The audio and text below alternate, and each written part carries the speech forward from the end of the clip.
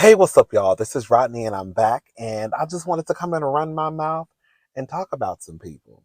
Girl, listen to this. This is according to the Jasmine brand. So, Will and Jada Pinkett Smith's friends allegedly have doubts about the future of their marriage. Um, Insider claims this is a sham that's going to explode at some point. So, despite their termination to steer clear of divorce, Hollywood A-listers Will Smith and Jada Pinkett Smith's friends are reportedly showing no confidence regarding the future of the power couple's marriage. According to a source close to the couple's inner circle, Will's money keeps Jada living in the style she's accustomed to, but to their friends, this is a sham that's going to explode at some point. During a recent interview, Jada Pinkett Smith reportedly made a confession indicating that she and her Oscar winning husband are together in a way that works for us. You may recall last year, Jada made headlines for infamously revealing that she and Will had reconciled after living separately since 2016. She added at the time, "There's no divorce on paper. We really have been working hard.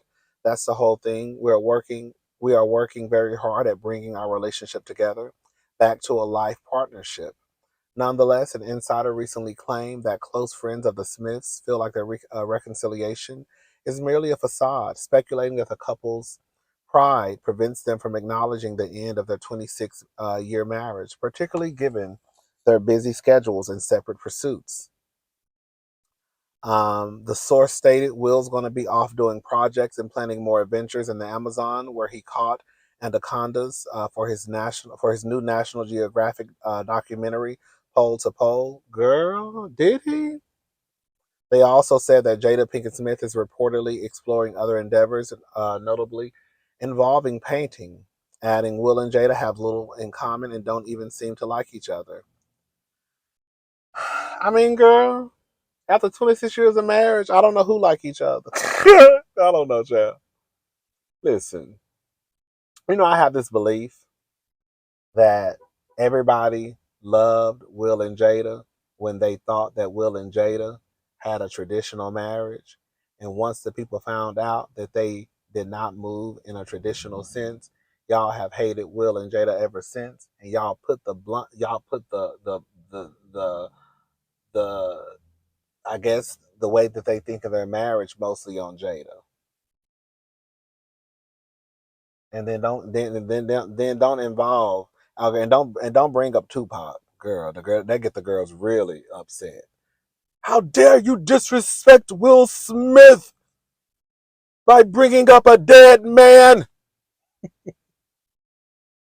How dare you disrespect Will Smith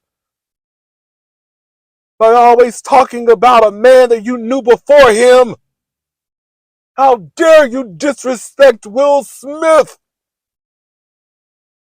by talking about your best friend who's no longer in your life because he died? Not even died, girl. He was unalived. How dare you? How dare you still cry over a man who's been dead for 99 years? Girl. Girl, they got the girls worked up, girl. Y'all was mad at Jada. How dare you come out and say that you and Will are separated? He's never said that. What does Will have to say? Will ain't got to say nothing because Jada told y'all. Girl. I never really understood the Jada hate. I didn't. It's like one day y'all love that woman and then overnight it's like y'all flipped. Because this is the thing, and I do believe this is the truth. In life, we feel like we have to have a villain in every story. And because people really didn't want to paint Will Smith as the villain, it's easier just to paint the woman. It's easier to dispose of the woman. Even though, like I always said, girl, Will been out in these streets. Jada just got sloppy. Jada did get sloppy. Now, off that, Will should have cussed her out, right? She got sloppy when she started messing with August. Because even though Will been out here doing his dirt, they even said it on. You see somebody pulling up beside me again. I don't understand. I don't understand why people pull up beside me when there's all these parking spots. I don't get it. I don't get it. I don't get it. I don't get it. I don't get it. I don't get it. I don't get it. I don't get it. Anyways, see, I forgot all I was saying. Cause she hit, cause she hit. Y'all heard she hit that alarm at least 5 times.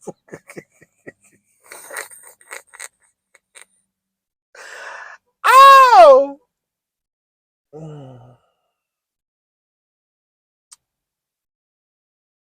Let me say something. Whatever Will and Jada got going on in their relationship is what they got going on. We only know bits and pieces of what really happens in their house.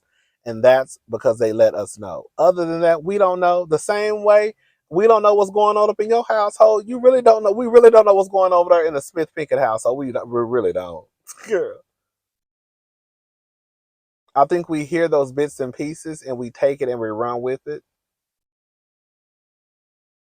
And if I'm just gonna say it, I've been saying this. If you are going to be in a relationship, and if both people can say they're truly happy, girl, how your relationship works is how your relationship works. Jada staying with Will staying with Jada, ain't no different than your big mama, girl, or your big daddy staying together. And y'all go around here talking about they've been married for 75 years. Yeah, but she really probably wanted to leave that nigga after year 7, but she stayed. Yeah, they've been together for 75 years, but girl, did y'all say how many kids that Big Daddy got on the other side of town with Miss Deborah? So again, Will and Jada stand together, even if they not in love. Whatever they got going on ain't no different than what Big Mama and Big Daddy did.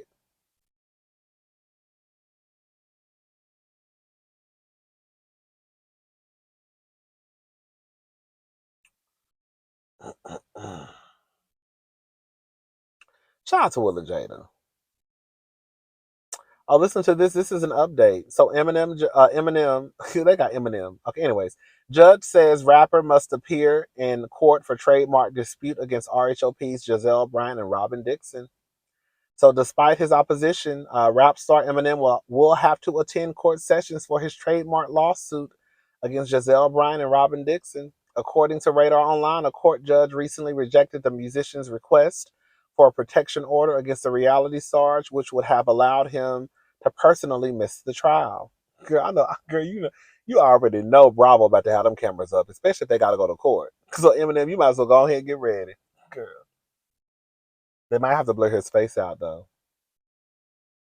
I don't know how that works. How does that work, y'all? If they had to go to court and if it appears on Bravo, would Bravo be allowed to show Eminem's face if the judge allowed the cameras in the courtroom? They probably won't. They probably won't, right? They'll probably allow them like in the streets. We'll probably see them walking into the courthouse, but we probably won't get. They probably won't allow the cameras inside of the courtroom. Anyways, I guess we'll see if they show it or not. Anyways, as we've been covering, Eminem is currently attempting to stop Gizelle Bryant and Robyn Dixon from trademarking their podcast name Reasonably Shady. He argues that consumers will associate the show to his brand, basically, which he says he had trademarked since the 90s, the Slim Shady. After Eminem took legal action against the trademark request, the Real Housewives of Potomac cast members motioned to have the hip hop vet sit for a deposition so he can be grilled about the use of the name in question. I'm sorry. I just believe that, girl. I don't think that anybody is thinking about Eminem, and I don't think that anybody associates anything Slim Shady with Reasonably Shady. That's like a gay person coming out with something that has to do with Shady, and him talking about, oh, girl, they go, girl. Like, I just don't think it. I just don't think. I don't think that anyone would think would think of Eminem, Slim Shady, and Gizelle Bryant and Robyn Dixon Reasonably Shady. I just don't see it. I think it has to do more so with his daughter, because I didn't know his daughter had a podcast. What's the daughter's podcast name? Now that when y'all brought that to my attention, I said that's probably what the issue is. Let me see. It's something shady, I believe, too. Let me see.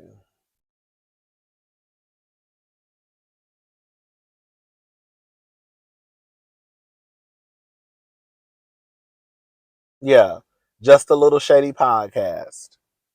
So if anything, I could see that probably being, you know, but I don't know, child. I just don't think that people are thinking about Eminem like that, and nobody's going to get them. The consumer won't get them mixed up or think that it's something to do with him. But I mean, if they lose, they lose. If they win, they win, girl. You know, I don't care. Okay.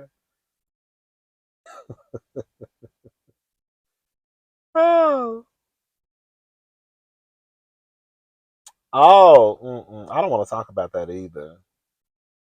Oh, girl, did y'all hear about Dr. Heavenly? She said that all the girls got their contracts for season 11. Okay.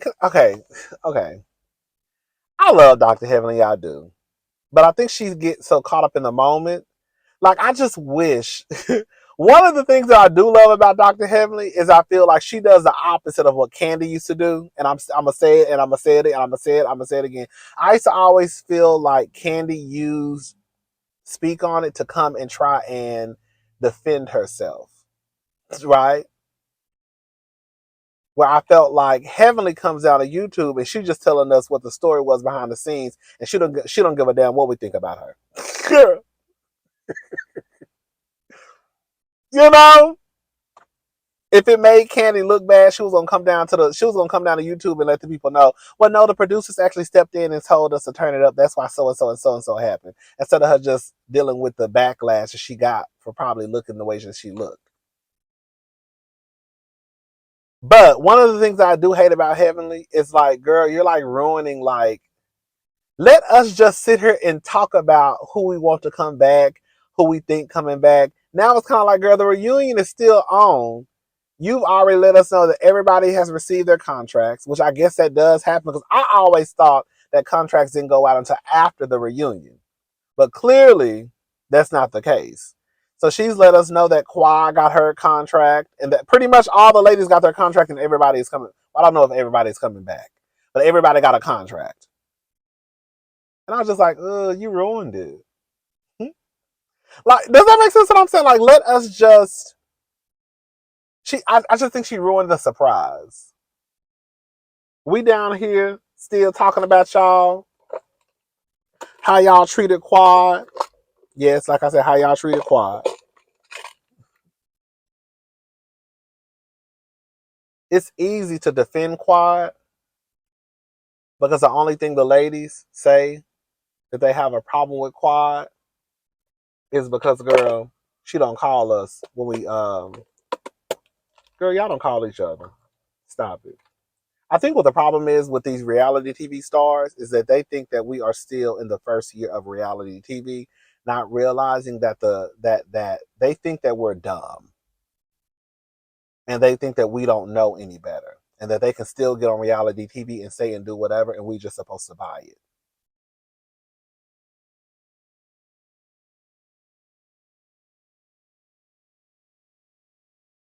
And that's not the case.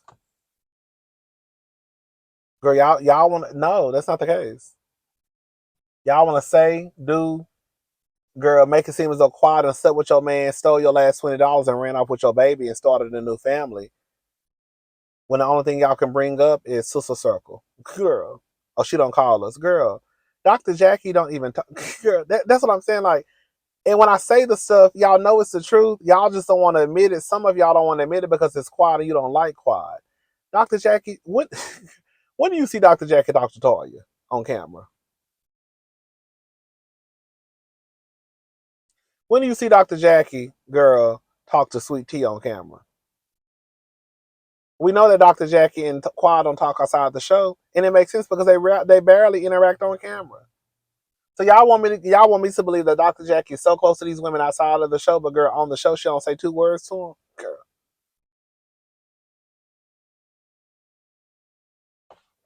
I'm just saying they didn't do a good job.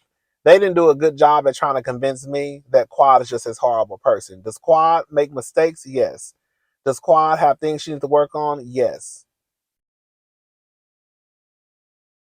But while we trying to point the finger at Quad and what she did, let's talk about what y'all did to Quad. That's the conversation they don't want to have because they know that the conversation, if we start pointing the finger at y'all, it runs deeper than just Quad not calling us when we stop filming.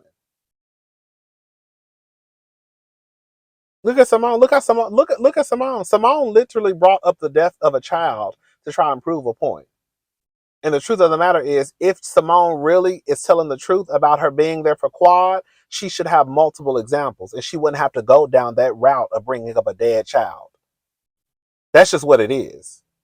But how Simone knew that she really didn't have that many examples, she had to bring up the latest and most tragic one. And can I say something about that? I'm going to go ahead and say it. I'm sorry. The reason why Simone didn't win that argument is because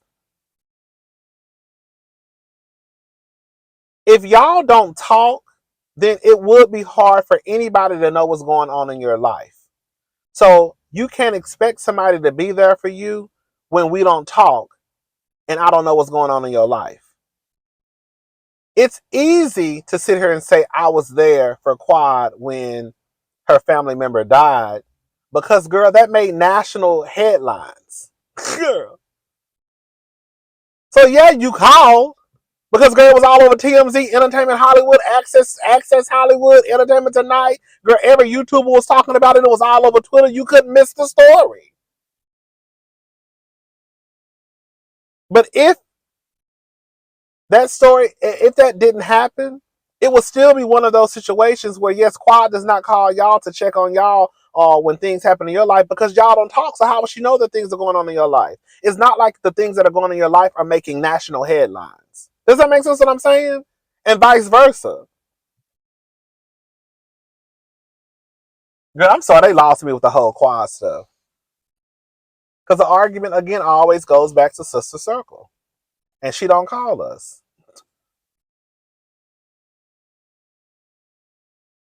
Girl, y'all got that much hatred in y'all heart for this lady because, girl, she don't call y'all? And you got to bring up, girl, a dead child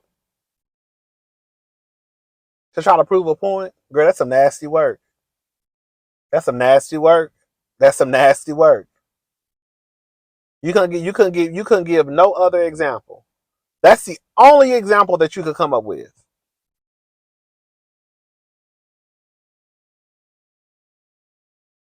I definitely was side-eyeing Dr. Simone after that. I was like, ooh, that's a dirty heifer.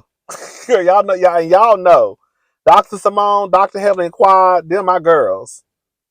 But I even had to look at Dr. Simone. Oh, some shit like that. I was like, ooh, Dr. Simone.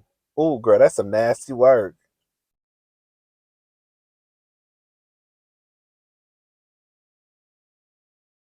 I do think that these shows work best when there is a solid friend group. There's a connection there. I don't like when they just throw girls onto a show.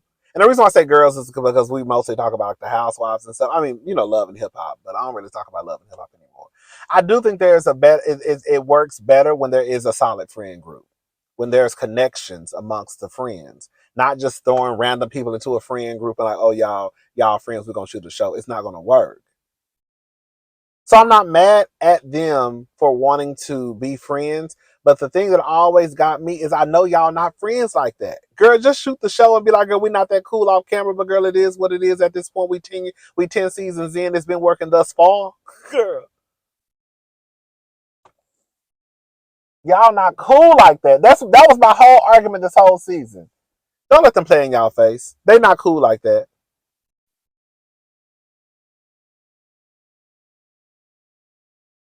And then you got Toya still mad at Quad because Quad repeated a rumor about her, supposedly breaking into Anila's home, but you still hanging out with Anila, and Anila was the one who told Quad.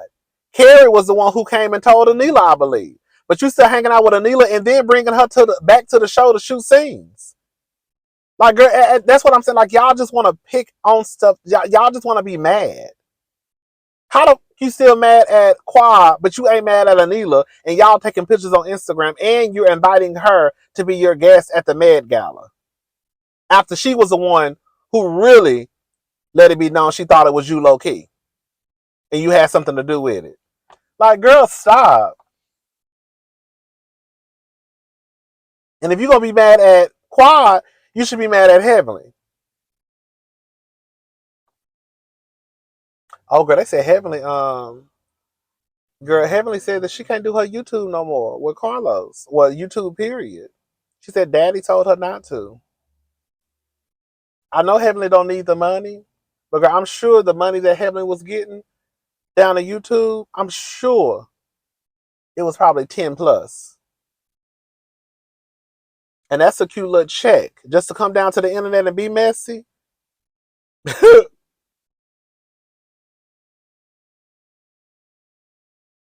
And then you got to give that up because, girl, Daddy told you not to. She said one of the husbands, I think she said one of the husbands called. I was listening to Carlos's video.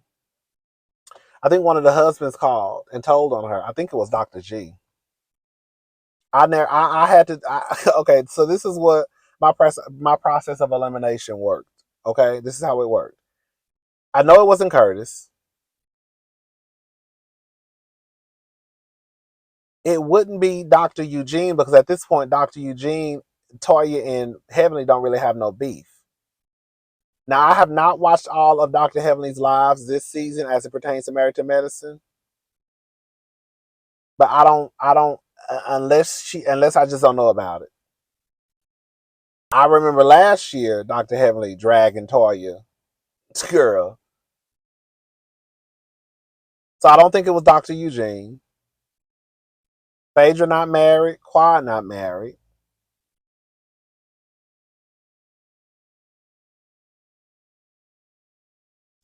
It could have been Kima, Dr. Alicia's husband, but I really think it was Dr. G. Because out of all the women, Sweet Tea got the biggest beef with Heavenly, and Heavenly got the biggest beef with Sweet Tea. And it wasn't Doctor. And like I said, I don't see it being Dr. Eugene. So the only person I can really think of is Dr. G probably called because I think she said it was a husband. Dr. G probably called Damon and talked about how Heavenly be done because Dr. Damon supposedly he don't watch the show. He don't be on YouTube and none of that. So he really don't know they Heavenly be down here cutting up. Okay. I think it was Dr. G. It had to be. And it had to be after the whole P stuff. Remember she called Dr. G the P word.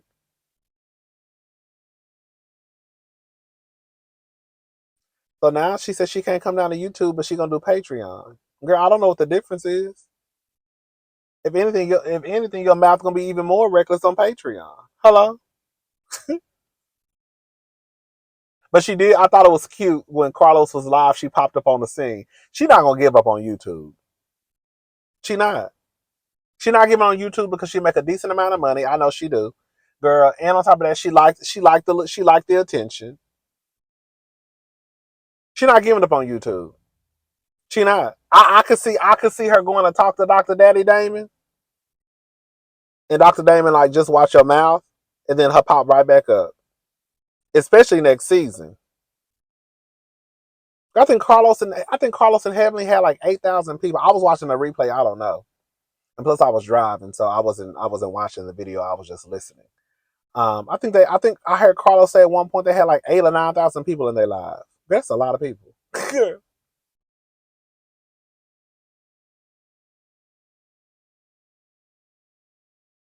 But yeah, I thought it was cute when Heavenly kind of popped up during the live. I said, look at her. She can't even stay away. It ain't even been a day. Okay? And she already back down here in a mess. Anyways, that's my girl. I'm sitting beside her. She a mess. But that's still my girl, though. We all a mess. Anyways, y'all, I'm gone. I'll talk to y'all later. Y'all have a good day. Bye, y'all.